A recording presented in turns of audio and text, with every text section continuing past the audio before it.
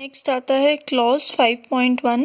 This gives bearing capacity for C5 soil. C5 soils कौन सी होती हैं? जिसमें थोड़ी कोहेजन भी होती है और थोड़ी फ्रिक्शन भी होती है, जैसे कि सिल्ट्स। उसमें कुछ प्रॉपर्टीज़ कोहेजन की होती हैं, कुछ प्रॉपर्टीज़ इंटरलॉकिंग की होती हैं, तो उन सॉइल्स को बोला जाता है C5 सॉइल्स। तो तरजागी, जो फादर ऑफ सॉइल मैकेनिक्स बोला जाता है, उसने कुछ फॉर्मूले दिए हैं। वो फॉर्मूले किन पे? बेयरिंग कैपेसिटी डिटर्मिनेशन के लिए ये थ्योरेटिकल मेथड आ गया। बेयरिंग कैपेसिटी डिटर्मिनेशन के लिए जो फॉर्मूले हैं वो दो मेन चीज़ों पे डिपेंड करते हैं, बहुत सारी चीज़ों पे डिपेंड करते हैं, पर मेनली दो पे।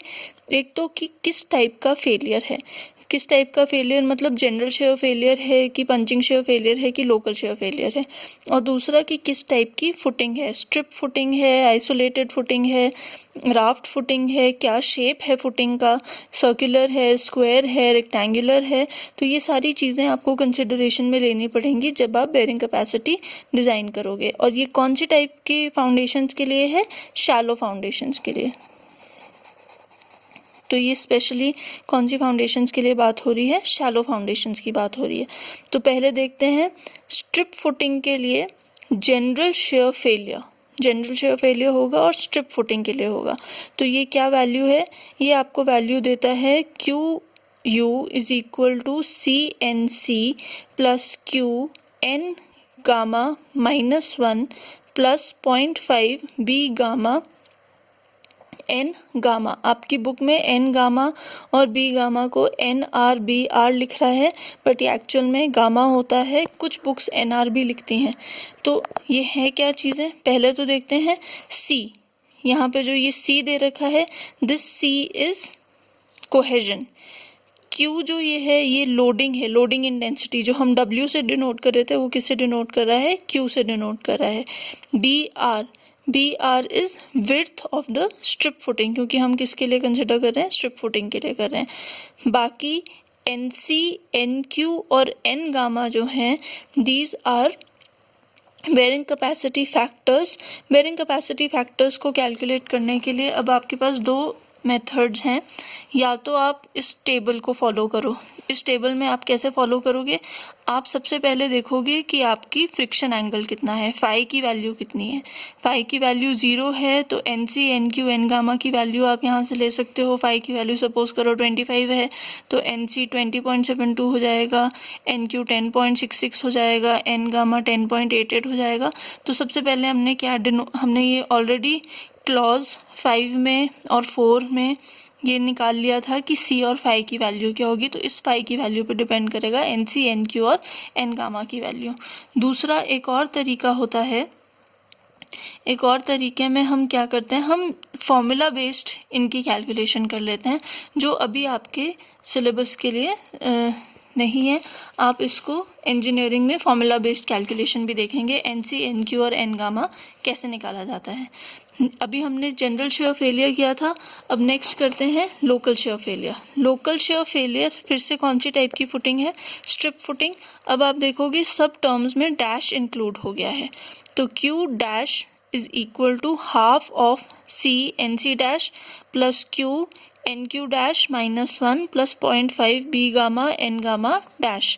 तो C अभी भी कोहेजन है, Q लोड इंटेंसिटी है, BR width of the footing है। अब NC डैश, NQ डैश और N गामा डैश क्या है? वही बेयरिंग कैपेसिटी फैक्टर्स हैं, पर ये कौन से फाई के कॉरस्पॉन्डिंग है? ये फाई डैश के कॉरस्पॉन्डिंग है। ड्रेन्ड कंडीशन में जो भी आपका हम लास्ट चैप्टर में पढ़ा है, ड्रेन्ड कंडीशन और अनड्रेन्ड कंडीशन। तो जो ड्रेन्ड कंडीशन में हमारे पास फाई आता है उसको हम क्या बोलते हैं? Phi dash. वो कैसे आप निकाल सकते हो? अगर आपके पास न्यूमेरिकल एक्सपेरिमेंटल वैल्यू नहीं है तो tan phi dash is equal to 2/3 tan phi. आप इन्वर्स कर लो, tan phi dash will be equal to tan inverse of 2/3 of tan phi. तो यहाँ से आपको tan फाई डैश की वैल्यू आ जाएगी। अब tan फाई डैश की वैल्यू कोई नई वैल्यू हो जाएगी फाई के लिए। सपोज पहले फाई की वैल्यू 15 थी, अब फाई डैश की वैल्यू 20 हो गई या 10 हो गई, तो आप क्या ले सकते हैं, 10 वैल्यू की कॉरस्पॉन्डिंग जो NC होगा वो NC डैश हो जाएगा, जो NQ होगा वो NQ डैश हो जाएगा, और जो N गामा होगा वो N गामा डैश हो जाएगा। सिर्फ आपने फाई की वैल्यू बदल देनी है, वैल्यूज़ यहाँ से उठा लेनी है, वो डैश डैश वाली वैल्यूज़ हो जाएंगी।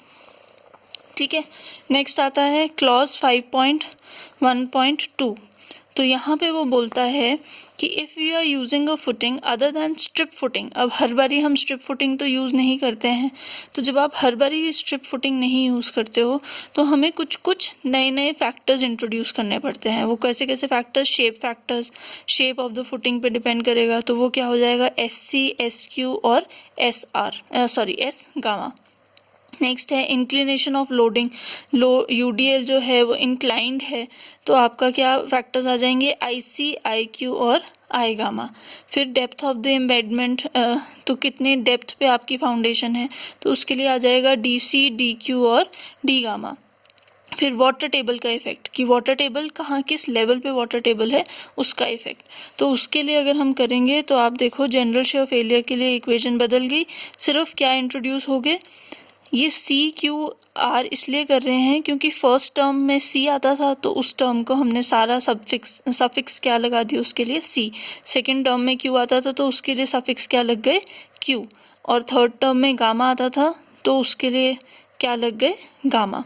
ठीक है, तो ये है QU क्या हो जाएगा, CNC, SC, DC, IC plus Q NQ minus 1 SQ DQ IQ plus 0.5 B gamma N gamma SR D gamma I gamma W dash किसका फैक्टर है, वाटर टेबल का। ये सिर्फ लास्ट टर्म में लगता है गामा वाली टर्म में, बाकी चीज़ों को वाटर टेबल का कोई फ़र्क नहीं पड़ रहा, किसको पड़ रहा है, गामा वाली टर्म को।